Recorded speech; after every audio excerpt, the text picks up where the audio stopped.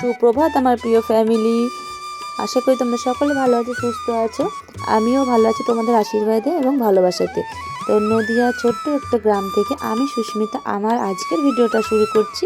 আশা করি আজকের ভিডিওটা তোমাদের ভালো লাগবে। সারাদিনের কাজকর্ম, গ্রাম্য জীবনযাপন কিভাবে আমরা করে থাকি সেটাই তোমার সঙ্গে শেয়ার করা হয় প্রত্যেক দিন। আর আজকেও সেটাই করব, কারণ আমি গ্রামে থাকি, তোমাদের প্রত্যেক ভিডিওতেই বলে থাকি। তো চলো দেখতে থাকো, আশা করি আজকের ভিডিও তোমাদের ভালো লাগবে। আর এদিকে দেখো সকাল সকাল কাপড় তো ছিল কালকের কাচা, ওগুলো মেলে দিলাম। আর চালের উপর শাক রেখে দিয়েছিলাম, শাকটা তুলে নিয়ে এখন ঘরে যাচ্ছি। তো তারপর দেখো ঘর দূরগুলো আমার ঝাড় দেওয়া হয়ে গেছে, এখন বাড়িটা ঝাড় দিয়ে নেবো। আর বাকি যে কাজগুলো আছে, বাসি কাজগুলো, সেগুলোকে ঝটপট করে সেরে নেবো। কত অল্প সময়ে সকালের কাজগুলো সারতে পারবো তত ভালো, তাই না? কারণ সকালটা হচ্ছে কি বলতো, একটা সকাল সকাল কাজগুলো একটু মনটা ভালো লাগে, আর তাড়াতাড়ি কাজগুলো দেখবে শরীরে কষ্ট হয় না। আর যত বেলা যায়, রোদ হয়, তত কাজ করতে গেলে কিন্তু শরীরেরও কষ্ট হয়।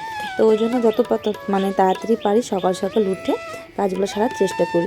আর যেহেতু আমি ইদানিং যাচ্ছি না কিছুদিন ধরে মর্নিং ওয়াক করতে, তো আমি যাই যেহেতু আমাকে ডক্টরে বলেছেন, তো ওই জন্য আর শীতকালটা আমি যাইনি। তো ইদানিং গেছি দুদিন, তো তোমাদের সঙ্গে সেরকমভাবে শেয়ার করা হয়নি। যখন আবার যাব তো তখন তোমার সঙ্গে শেয়ার করে দেবো। শরীরটা খারাপ যাচ্ছে তো ওই দিন দুদিন আর যাইনি। তো চলো এদিকে দেখো আমি বাইরেটা ঝাড় দিয়ে নিচ্ছি। আর আমার গলার আওয়াজ শুনে তোমরা বুঝতেই পেরেছো, আমার ঠান্ডাও লেগেছে প্রচণ্ড, গলা ভার ভার আর কি। তো চলো ঝাড়টা দিয়ে দিই, তারপরে লেপবো, বাসন ধোবো, অনেক কাজ এখন আছে। তো দেখো আজকের সমস্ত কাজ আমার উল্টো পাল্টাভাবে আমি করেছি, বুঝতে পারলাম না যে কীভাবে কী করে ফেললাম। ঝাড় দিলাম ঘরটা, তো তারপর দেখো না লেপে আমি এদিকে যেহেতু টাইম করে জল চলে এসছে, তো ভাবলাম যে কাপড়গুলোকে ভিজিয়ে দিই। কারণ জল চলে গেলে না জলের খুব সমস্যা হয়ে যায়, কল পাম্প করে জল তুলতে খুব কষ্ট হয়। তো ওই জন্য আমাদের যেহেতু দুটো টাইম কল, একটা খারাপ হয়ে গেছে আর একটা আছে, তো যাদেরটা আছে তো ওটার জন্য ও আবার কাজ করবে। তো তাড়াতাড়ি করে ভাবলাম যে কাপড়গুলোকে ধুয়ে দিই, যেহেতু জল আছে, তো ওই জন্য কাপড়গুলোকে ভেজাতে চলে আসলাম। তো এখন কাপড়গুলোকে ভিজিয়ে নেব, তারপরে কাজগুলো সেরে আবার কাপড়গুলো ধুয়ে আসবো।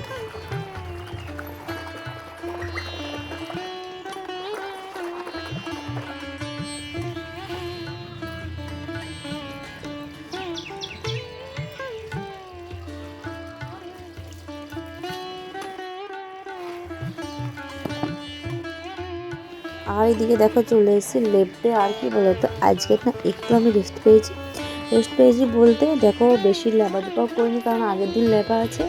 আর এদিকে মেঘলা মেঘলা ওয়েদার ছিল, ওই জন্য সেরকমভাবে লেপলাম না। এদিকে দেখো অনেক দিন পর কিন্তু আমি গোবর দিয়ে লেপছি, কারণ গোবর তো আমাদের নেই, গরু নেই, তো গোবর কোথা থেকে আসবে, তাই না? তো পাশের বাড়ির থেকে একটু গোবর শাশুড়িমা চেয়ে নিয়েছিলেন, সেই জন্য। আর যেহেতু বৃষ্টি পড়েছে, ভিজে মাটি আছে, গোবর দিয়ে লিপলে না তাড়াতাড়ি শুকিয়ে যায়। তো দেখো অল্প গোবর নিয়ে আমি সামনেটুকু অল্প লেপলাম, আজকে খুব একটা লেপেনি।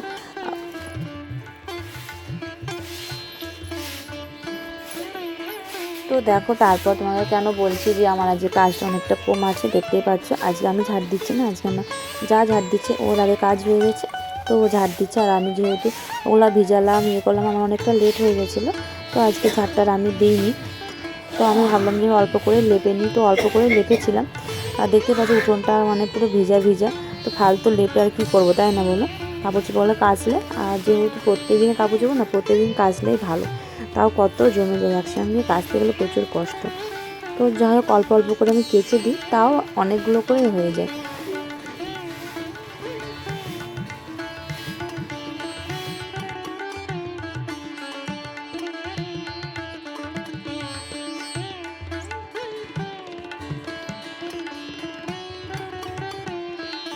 এদিকে দেখো আমার ল্যাপাজোপা কমপ্লিট হয়ে গেছে, আর এদিকে বাসনটা ধোয়া হয়ে গেছে। এখন বাসনটা উপর করে দেবো। আর খুব একটা বেশি বাসন ছিল না আজকে, অল্পই ছিল দেখতে পাচ্ছ, কারণ তোমার দাদা ভাই আগের দিন বাড়িতে খাইনি, নেমন্তন্ন বাড়িতে খেয়েছে।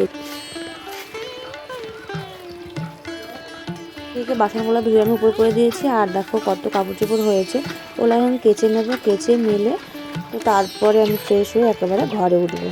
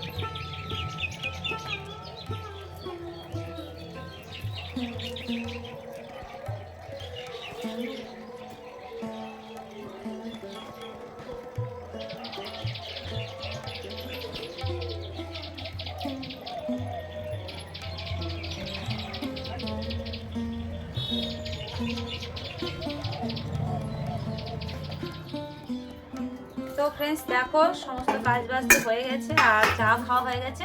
আর কি বলতো অনেকটা লেট হয়ে গেছে ভাত বসাতে, কারণ এখন বাজে 9টা 10 মতো বাজে। তো ভাত বসাতে লেট হয়ে মেয়ে আবার 10টায় স্কুলে যাবে, বুঝতে পারছো কেন লেট হয়েছে বলো তো।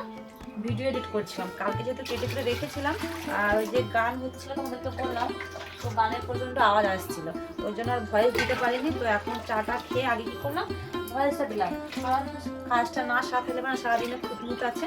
আর আজকে যেহেতু একটা নিমন্ত্রণ বাড়ি আছে, তো ওই জন্য তাড়াতাড়ি করে কাজ শেষ করবো, কারণ ওখানে যাবো।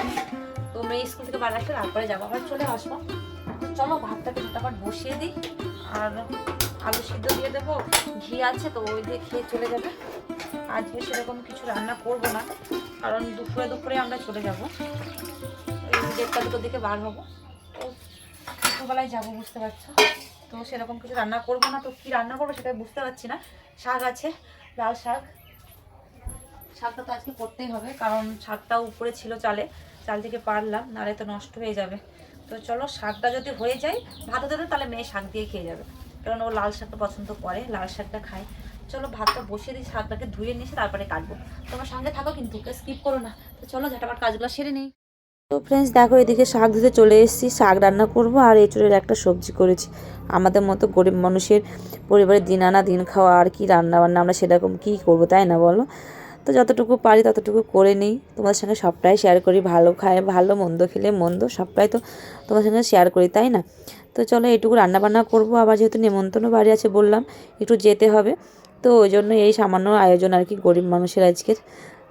তো চলো এখন শাকগুলোকে ধুয়ে নিই, রান্নাবান্না সারি, তাড়াতাড়ি করে রেডি হই, মেয়ে স্কুল থেকে আসলে আমরা বেরিয়ে পড়বো।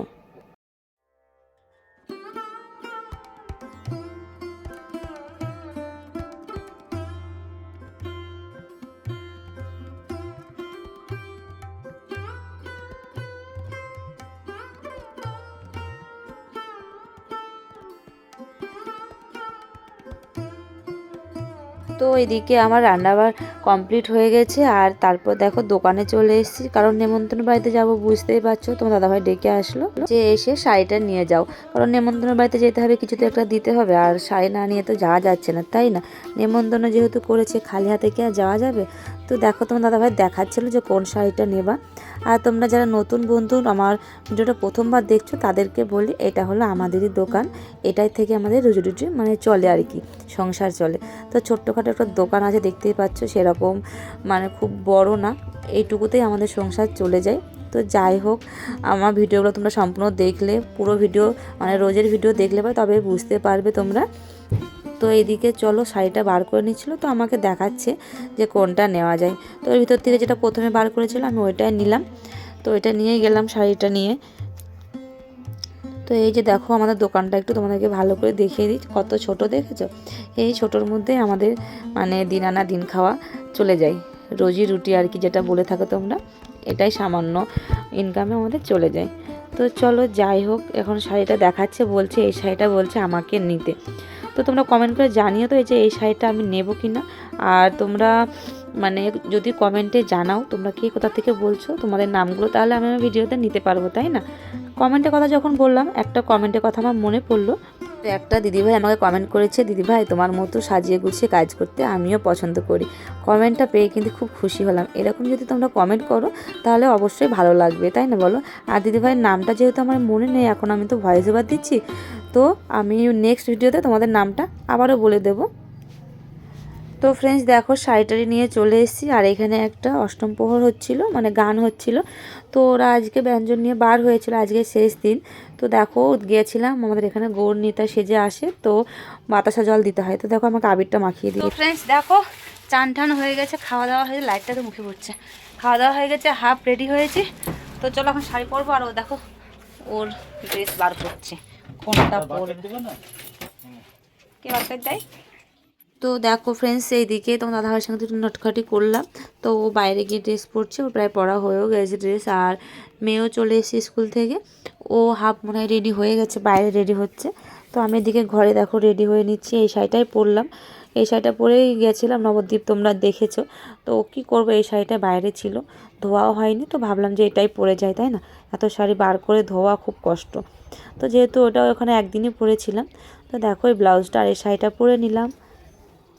তো ফ্রেন্ডস দেখো আমরা চলে এসেছি, দেখতে পাচ্ছ। আর বাড়ির থেকে ভিডিও করতে মনে নেই, এত তাড়াতাড়ি করে বার হয়েছে, তো মনেই ছিল না। তো দেখো রাস্তা, আমাদের যে বাগান বাড়িটা আছে ওটা ছাড়িয়ে আসলাম। চলো সঙ্গে থাকো। সুন্দর জায়গা না, দারুণ। তো ফ্রেন্ডস দেখো কত সুন্দর জায়গা, শুধু বাগান আর বাগান, দেখতে পাচ্ছ?